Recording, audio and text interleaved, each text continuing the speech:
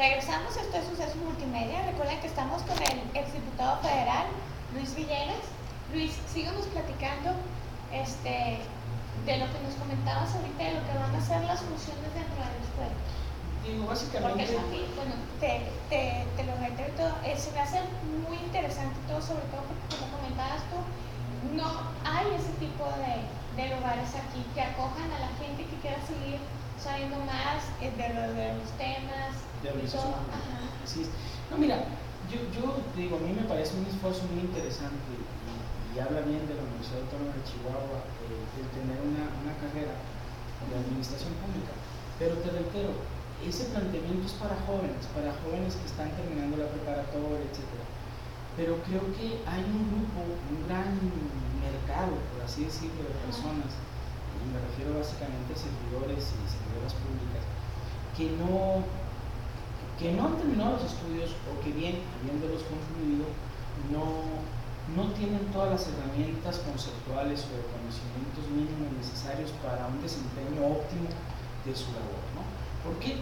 Porque siendo psicólogos no necesariamente tienen esa noción sobre las finanzas públicas, sobre la responsabilidad de los servidores públicos, sobre el acto administrativo, sobre el recurso administrativo, lo que pueden hacer los ciudadanos para defenderse cuando consideran que un acto de la autoridad los ataca, los vulnera. Entonces digo, todos estos temas son temas aparentemente que están en el ámbito de lo jurídico, en el ámbito de la ley o de los administradores, pero son temas importantes, relevantes, que no necesariamente un profesionista, por muy calificado que esté, los conoce. ¿Por qué? Claro, porque escapan de su, así es, porque escapan de su actividad, ¿verdad? E incluso hasta los abogados no necesariamente estos temas los manejan de manera óptima porque ellos están enfocados a otras áreas. Entonces, de lo que se trata básicamente es de dotar de herramientas a estas profesionistas o a estos servidores públicos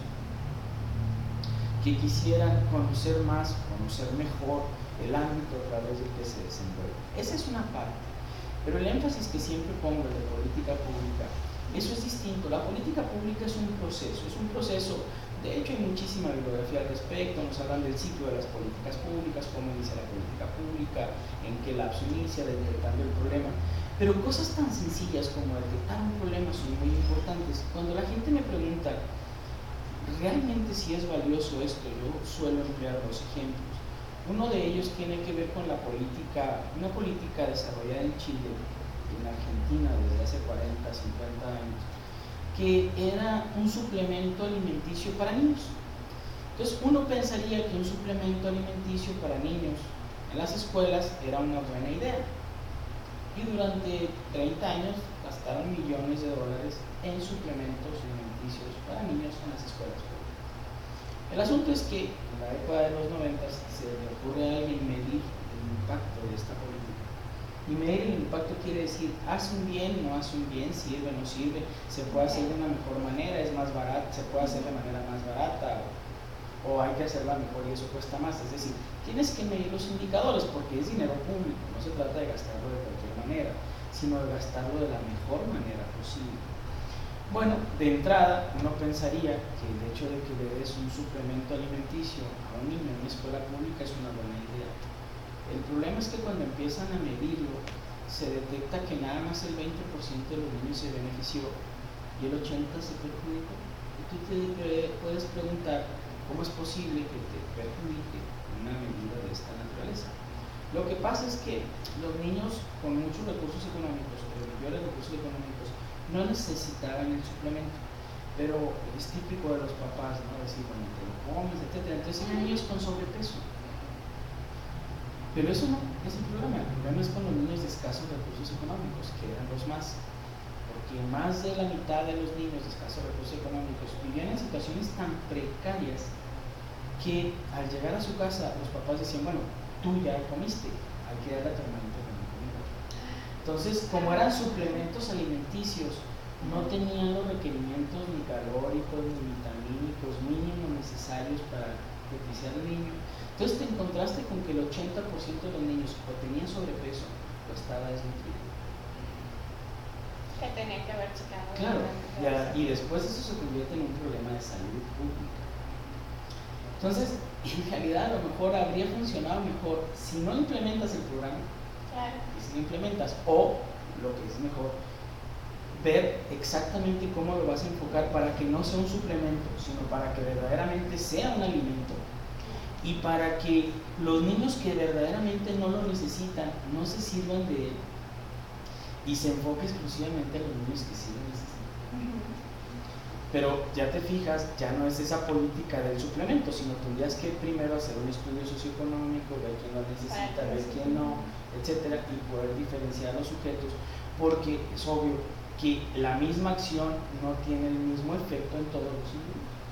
Entonces, a eso me refiero cuando hablo de conocer lo que es una política pública. La política pública es desde detectar el problema y hacer un adecuado análisis del problema. No es lo mismo que tú digas que hay muchos adultos mayores en la calle y que digas, hacen falta más centros de atención para indigentes, o digas, hacen falta más centros de atención a la tercera edad, o bien, ¿qué está pasando con la desintegración familiar? Es decir, no necesariamente vas a resolver el problema teniendo más centros, a lo mejor es un problema de cultura, y es un problema de qué pasa con los adultos mayores en el seno del hogar, y esa quizás sea la verdadera interrogante, o a lo mejor ni siquiera es la pregunta, el problema es de política de empleo, es decir, ¿qué pasa con estas personas que han trabajado toda su vida y llegan a la vejez sin recursos para hacer frente? Entonces, lo que te quiero decir es que a veces algo tan sencillo como el problema que lo estás viendo no necesariamente tiene un origen, puede ser distintos los orígenes, y si no atacas el problema de manera correcta, corres el riesgo de que te comentaba en Chile, de que la actividad que tú emprendas desde el Estado no beneficie, no solamente no beneficie, sino que hasta perjudique, es decir, que lejos de ser bien. Entonces, pues sí, es un tema interesante que creo que no está muy desarrollado en nuestro medio y en lo que hay que insistir en que las políticas del Estado se diseñen de una manera adecuada, pero sobre todo que los servidores públicos se apropien de estas ideas, se apropien de estas nociones, se apropien de estos conceptos y sean más efectivos, más eficientes, más eficaces a la hora de desarrollar su vida, como médicos, o como psicólogos, o como abogados, o como ingenieros, o como lo que sea.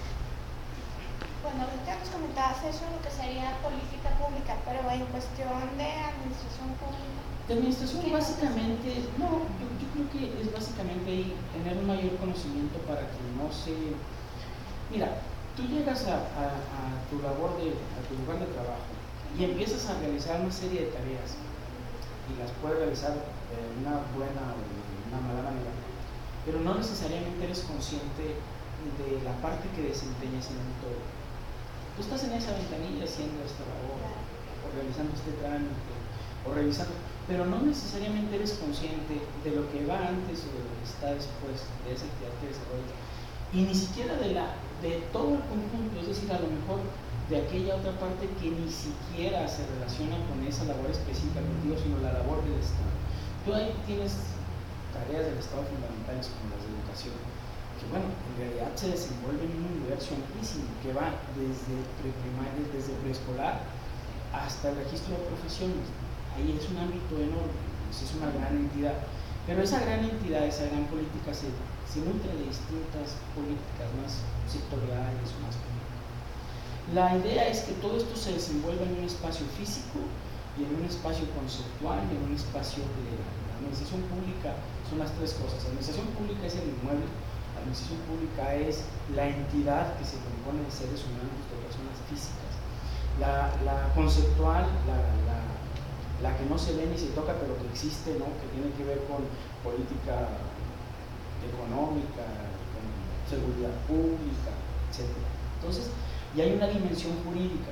La idea es decirle a las personas dónde están parados, ¿no? Dicho en pocas palabras, esto es la administración pública, de esto se compone, estos son los elementos, esto lo integra, así se define, así está definida, estas son las leyes que tienen que ver con la administración pública, de responsabilidades, de transparencia, de presupuesto, de contabilidad, de gasto público,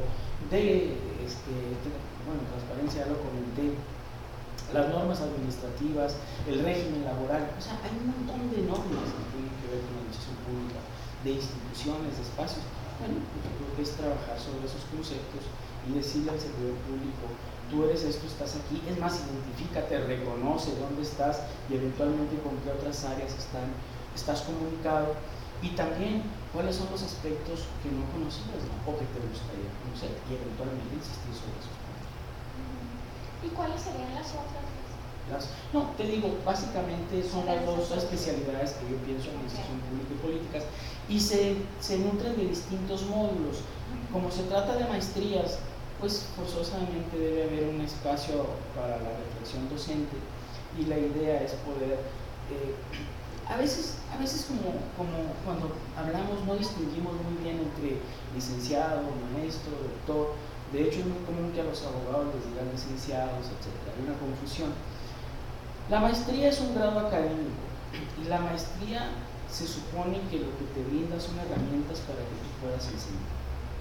Entonces, se trataría también de tener un área en la que pueda el estudiante adquirir técnicas y conocimientos vinculados al hecho de la docencia, de dar clases.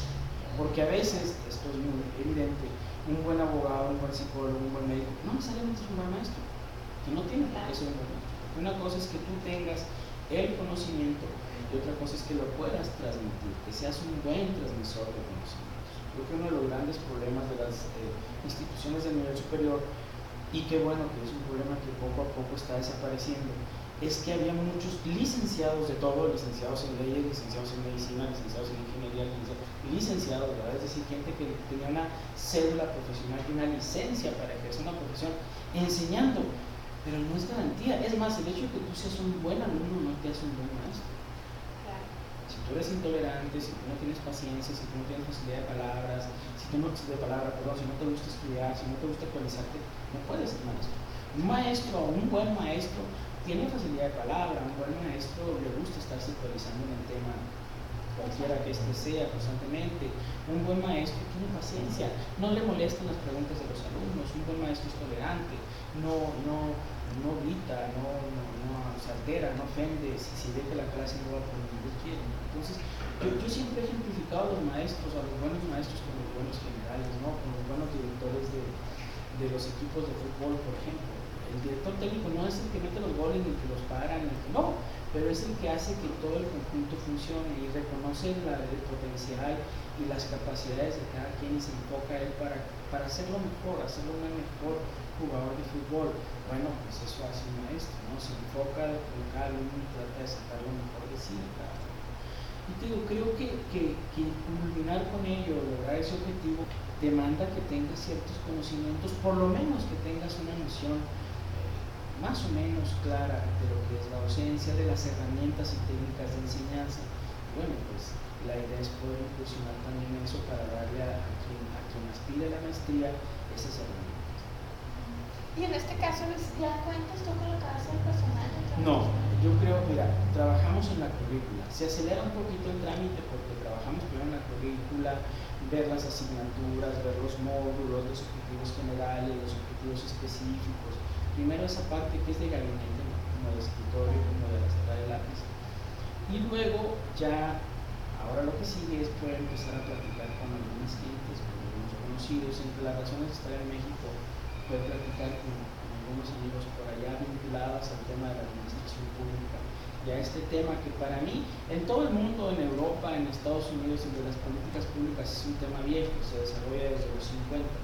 Pero yo estoy convencido de que, excepto algunos grandes maestros aquí en nuestro país, es un tema muy incipiente todavía. Entonces, pues deberías empezar a buscar conocidos, amigos que pudiéramos sumar al proyecto. Eso es una parte que está por comenzar.